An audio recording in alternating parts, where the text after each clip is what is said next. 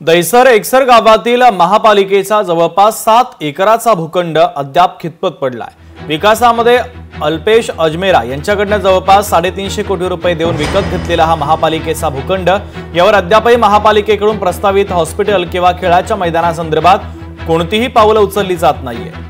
लोकशाही मराठीने हा मुद्दा उचलून धरला होता। महानगरपालिकेने झोपडपट्टी असलेला हा भूखंड नेमका का खरेदी केला असा सवाल लोकशाही मराठीच्या माध्यमातून पुढे आणला जातोय। आज स्थानिक आमदार मनीषा चौधरी यांनी देखील विधानसभेत या मुद्द्यावर प्रश्न उपस्थित केला। लोकशाही मराठीने हा मुद्दा उपस्थित केल्यानेच पुन्हा एकदा या भूखंडाच्या खरेदी मागे काही गौड बंगाल आहे का हे आता समोर येणार आहे। आता या जागेवर एक बिल्डर घर बांधून देतो म्हणून स्थानिक लोकांच्या घरांचे कागदपत्र जमा करतोय। विकत घेत असतानाच या भूखंडावर असलेल्या झोपडपट्टीबाबत देखील महापालिकेकडून कोणताही निर्णय घेण्यात आला नाही।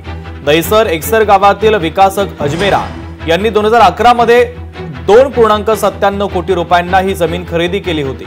3 महिन्यामध्ये बीएमसीने ते 54 कोटी रुपयांना विकत घेण्याचा निर्णय घेतला आणि पुढील 9 वर्षांमध्ये ही जमीन 349 कोटी रुपयांना खरेदी करण्यात आली।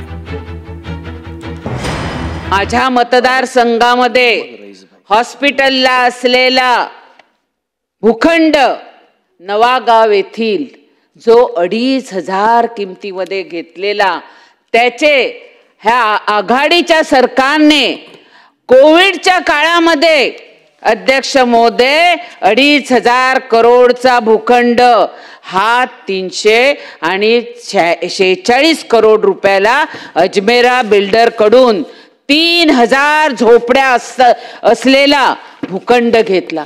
माझी सरकारला विनंती आहे की सरकारने ह्याच्यावर SIT लावली होती।